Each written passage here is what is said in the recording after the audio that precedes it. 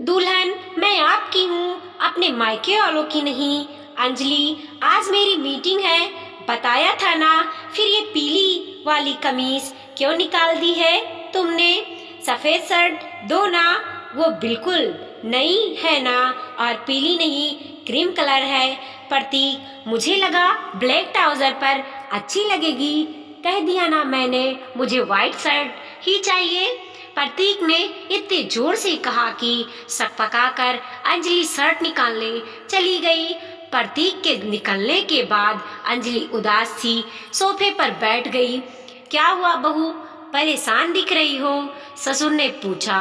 पापा जी, आपको नहीं लगता प्रतीक दिन ब दिन चिड़चिड़े होते जा रहे हैं, जबकि ऐसा स्वभाव तो कभी न था उनका। हाँ बहू, मैं भी देख रहा हूँ, आजकल कुछ ज्यादा ही हर बात पर जिद रहती है उसकी। मतलब यही खाऊंगा, यही पहनूंगा, यही करूंगा। ऐसा तो वो कभी नहीं था। पल्लव जिद्दी था, पर प्रतीक तो हमेशा शांत रहने वाला था। वरना क्या मैं अकेले दोनों बच्चों को पाल सकता? कोई बात नहीं, मैं उससे बात करूंगा। ससुर जी भी अंजलि से सहमत दिखे। अंजलि ने घर का काम करने के बाद सोचा, थोड़ा प्रतीक से बात कर उन्हें बाहर लेकर जाकर देखती हूँ, शायद उनका मूड अच्छा हो जाए या उनकी तलखी का कारण ही पता चल जाए। प्रतीक, फ्री हैं आप? मीटिंग हो गई? हाँ बोलो ना, अभी अभी खत्म हुई है, अभी आधे घंटे फ्री ही हूँ। प्रतीक का स्वर एकदम शांत और मधुर था। मैं क्या कह रही थी, बड़े दिनों से हम कहीं गए नहीं घूमने। आप थोड़ी जल्दी आ जाते तो घूम भी लेते और थोड़ी बहुत शॉपिंग भी कर लेते। अंजलि ने कहा। पहले ये बताओ, शॉपिंग करना है या घूमना है? थोड़ा उखड़ गया प्रतीक का स्वर। क्यों, दोनों नहीं कर सकते साथ में? नहीं, अगर सिर्फ घूमना है तो मैं तैयार हूँ, और अगर शॉपिंग करनी है तो अपनी सहेलियों के साथ चले जाओ। और वीडियो कॉल पर मम्मी जी, भाभी और बहन तो होंगी ही। कहकर प्रतीक ने फोन रख दिया। अच्छा, तो ये कारण है प्रतीक की नाराजगी का। अंजलि को पता चल गया था। दरअसल अंजलि के ससुराल में उसके ससुर, पति और देवर ही थे, और शादी को भी बहुत ज़्यादा वक्त नहीं हुआ था। ससुर देवर भी बहुत अच्छे थे, और प्रतीक तो एक आदर्श पति थे ही। घर स्त्री विहीन था, पर अंजलि के आ जाने से सबको बहुत अच्छा लगने लगा था। सब अपनी अपनी ओर से अंजलि को खुश रखने की कोशिश करते। प्रतीक अक्सर अंजलि को घुमाने ले जाता, खुशी खुशी उसकी पसंद की चीजें खरीदवाता। खुशहाल चल रही थी जिंदगी। अंजलि की शादी के 1.5 साल बाद उसके भाई की शादी थी। 10 दिन पहले गई अंजलि को जी भरकर शॉपिंग करवाया प्रतीक ने, और सारे कपड़े खरीदने में, पसंद करने में उसकी मदद भी की। खुद अंजलि ने भी अपने लिए ढेर सारे कपड़े खरीदे, प्रतीक की ही पसंद के। खुशी खुशी सब कुछ ले देकर गई अंजलि, पर सबको कीमती होते हुए भी वो कपड़े उतने पसंद नहीं आए। यही नहीं, उसकी एक सहेली ने भी किसी फंक्शन में उसे टोक ही दिया। क्या अंजलि, तेरी पसंद को क्या हो गया है? कैसा लहंगा डाल रखा है, कुछ ढंग का पहन लेती ना। भाई की शादी से लौटकर आई अंजलि अब प्रतीक की पसंद की चीजों से कतराने लगी थी। अगर प्रतीक के साथ शॉपिंग जाती तो भी, या सहेलियों को या मायके वालों को वीडियो कॉल पर दिखाकर कपड़े लेती, या फिर कोई नहीं होता तो घर आकर सबको पिक भेजती। सबने अच्छा कहा तो ठीक है, वरना वापस कराती। मतलब अगर प्रतीक की पसंद की हुई चीजें उसे पसंद भी आती, और अगर दूसरे कह देते अच्छा नहीं है तो वो उसी को मान लेती। प्रतीक एक दिन अपनी पसंद से एक कुर्ता लाए थे, उसके लिए उसने तुरंत सबको पिक भेजी, पर किसी को पसंद नहीं आया। प्रतीक इसे वापस कर दीजिएगा। किसी दिन मैं आपके साथ चलूंगी, फिर ले लेंगे। रख लो ना अंजलि, बहुत प्यार से लाया हूँ। पसंद नहीं तो बाहर पहनकर मत जाना, मेरे लिए ही पहन लेना घर में। अरे घर में कैसे इतना महंगा कुर्ता? मैंने कहा ना, आप वापस कर दो, दूसरा ले लेंगे। सबने कहा इसका कलर ही नहीं, वर्क भी बेकार सा लग रहा है। दूसरे दिन मन मारकर प्रतीक ने उस कुर्ते को वापस कर दिया।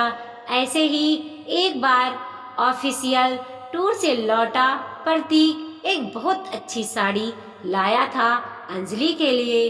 अंजलि को उसका कलर बहुत पसंद आया, पर उसका वही कलर अंजलि के घर में किसी को पसंद नहीं आया।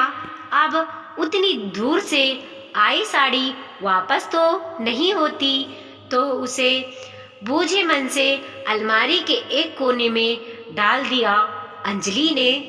शुरू में प्रतीक ने बहुत अनुरोध किया उससे उस साड़ी को पहनने के लिए, पर अब छोड़ दिया था। यही नहीं, अब वो उसके साथ शॉपिंग भी नहीं जाता था। अंजलि को भी ज़्यादा दिक्कत नहीं होती थी, क्योंकि ऐसे भी प्रतीक की पसंद का तो कुछ लेना भी नहीं होता था। अब उसे और अपनी ही नहीं, प्रतीक की चीज़ें भी वो सबसे डिस्कस करके ही लेने लगी थी। तो किसी भी इंसान को बुरा लगना वाजिब ही है, पर प्रतीक को ये बात कहनी चाहिए थी मुझसे। मन में क्यों रखा भला? मैं हमेशा सही रहूं जरूरी है क्या? उन्हें समझाना चाहिए था मुझे, पर अब ये सिचुएशन मेरे कारण आई है तो मैं ही ठीक करूंगी इसे। मन ही मन अंजलि ने सोचा। इधर बहू बेटे के अनबन को देखकर ससुर जी भी परेशान थे, तो अपने मित्रों से मिलते जुलते प्रतीक के ऑफिस खत्म होने के समय उसके पास पहुंच गए। इधर आया था तो लेट हो गया, सोचा तुम्हारे साथ ही निकल लूं, उमाशंकर ने बेटे से कहा, और बेटे के साथ हो लिए।